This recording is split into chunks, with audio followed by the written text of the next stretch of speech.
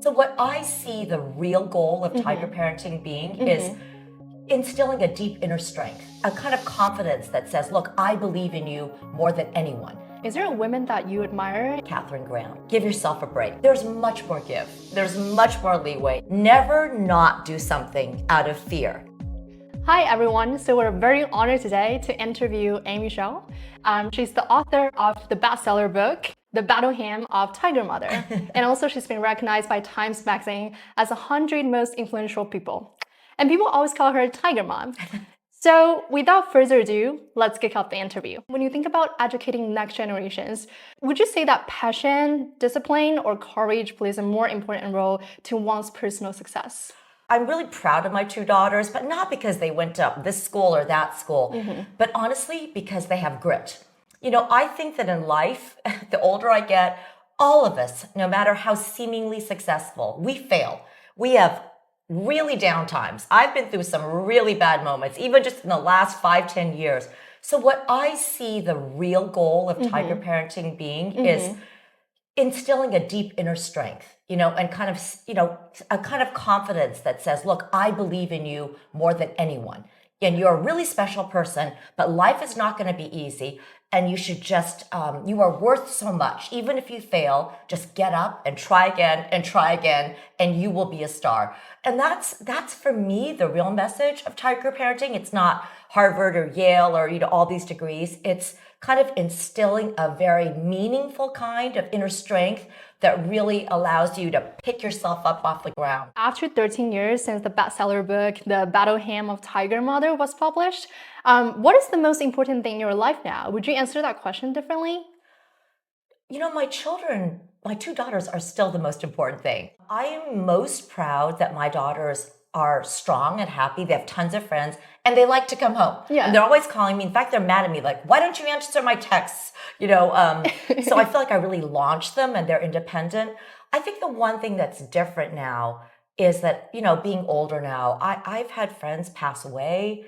I've had, there's a lot of sadness in the world. So now when I think back, when my girls were 4 and 6, I feel like I was so obsessed. It was like, oh my God, this exam, this recital, this, so my only advice to younger moms and younger career people is give yourself a break. Like at the time, it feels like, oh my gosh, if I don't get this, the world is going to collapse. Right. Or if this exam doesn't go well, we will never get to any college. And as a person with a little bit more experience now, there's much more give. There's much more leeway. And there really are much more important things in life, just to try to encourage people to realize how lucky they are just to, just to be alive, actually, just to be in a beautiful world.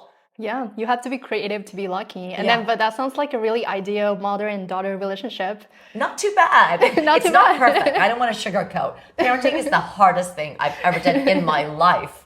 Do you believe in destiny? And then do you think that one's fortune can be trained? I think we make our destinies. We can look at our lives at any given point as a total disaster. Everything is against me. I have the worst luck.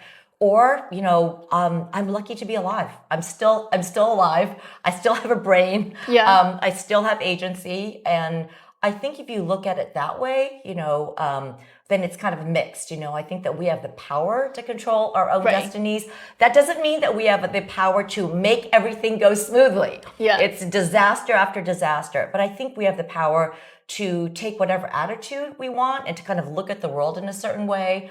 And I've always been an optimist. And you admire Catherine and you yourself as a female role model. What is your understanding of female leadership? And also, is there anything you want to say to the women in our generation and also the next generation? I don't think there's one kind of female leadership. And really, I know this sounds like a cliche, but it took me a long time to learn this. Be yourself. There were 10 years when I was a Yale law professor. I was trying to be like this person, like this person. I even tried to dress like them. I tried to sound like them. And finally I realized, this is not working well. I'm just going to be so much better off making the best of who I actually am. So if I were to give one piece of advice to all the young women out there, it is go for it. Never not do something out of fear. everything that has turned out to be the most important and the most precious and the most exciting for me is something that I almost chickened out of doing. So just go for it and you're going to be great.